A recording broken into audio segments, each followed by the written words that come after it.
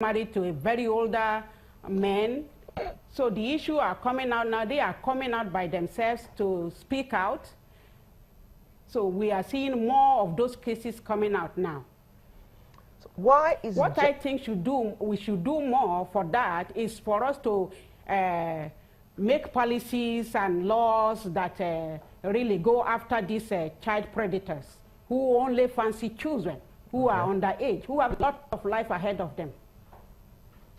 Oh dear. Oh dear.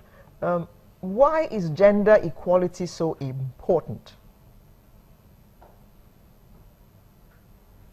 Well, like the experts have said, what is holding a nation down is the gender equality.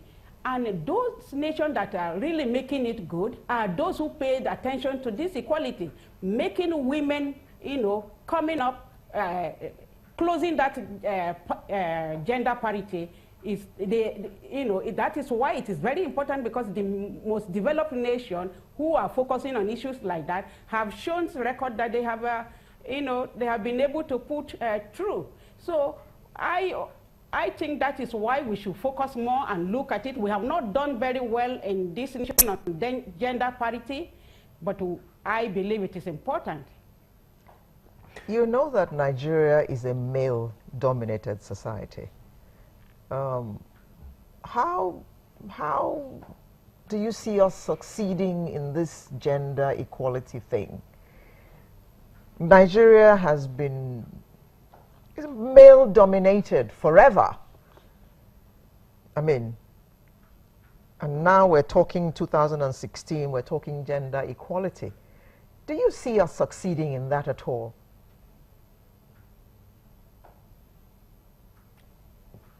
Well, I am a very hopeful person. I really have anything to give hope. I will say that we succeed, and that yes, I agree with you that Nigeria is a male-dominated country. I am also a believer that when we have been, since the declaration of Beijing, we have been on the same gender disparity, and using the same focusing on men, what has men not done for us and all that. I think we should try a different strategy on this male-dominated world. Let the women learn, at least for once, to bond, to have that natural bond, unbroken bond, that strategy. Let them have that camaraderie, so that we can, like in Nigeria now, have you seen any woman going out there marching and calling for legislation to be done for anything on the women issue? Everybody sit down and expecting all of this to just come to us. So, Nigeria is a male-dominated country because the women has decided to sit back for so long, and then women are the one who had problem of women. But do you think the women in Nigeria are ready to move forward in terms of gender equality? Yes, we are, some of us are ready, but we have to be ready because we don't have any choice. We have to be ready. We have to be ready for our children to come. We have more women now, so we have to be ready. We have to, people like us and, other mentors that have done a lot of work, like Obi Ezekwesili, like Hadiza Bala Usman, like, all the few women that we have that are talking for women to keep talking, and then that's all we can do, and then fight for legislation for effectiveness on gender issues. Okay, the theme says Planet 50/50 by 2030. That gives us 14 years to achieve this goal we're talking about.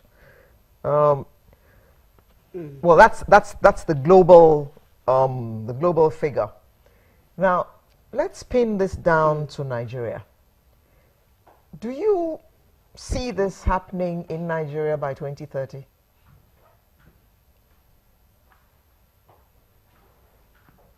Again, I will say yes.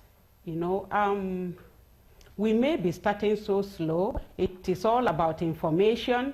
It's all about activism. It's all about engagement, engaging people, the right stakeholders, you know, to making the right legislative for us to boost this gender inequality that is, you know, has held us back so long. We don't even have to get to that 2030 to get to see a drastic improvement and to have a monumental success on this issue. What do you think women should be doing to achieve this goal? I know there is no dearth of qualified women in any endeavor that you look at, and yet look at the cabinet, for instance. There seems to be a dearth of women in that cabinet, wouldn't you say? Okay. To see women, you know, coming out to vie for position, for elective position, to be in the politics is still very difficult. It is a tug of war. It is very, very tight. But when you look at it, it is still the same bonding that I was talking about. Men will look at another man and he will immediately put himself in his shoes and then try to understand his condition and try to open way for them. But when you are there, after all, we have to, according to statistics, we have more women. So if we only know how to bond and come out together and then demand for our position and support one another, I think we will achieve success. If you look at people who are talking about the president didn't put enough women, I remember I have come here to defend that issue before. We have only a few women and he's still working on more. But look at it, the SSA, one of the SSA that she has on the few women that the president put there is the one that is a clog on the wheel of change. She's the one that is, you know, blocking others from, you know, coming up. Her standard is so low, so all of us has to go under it, and we can't squat enough.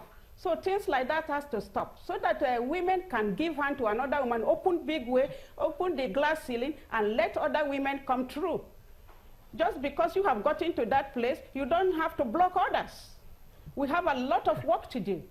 There are too many women who are dying, children are not going to school, some are being kidnapped. We need to work. We have a lot of work ahead of us.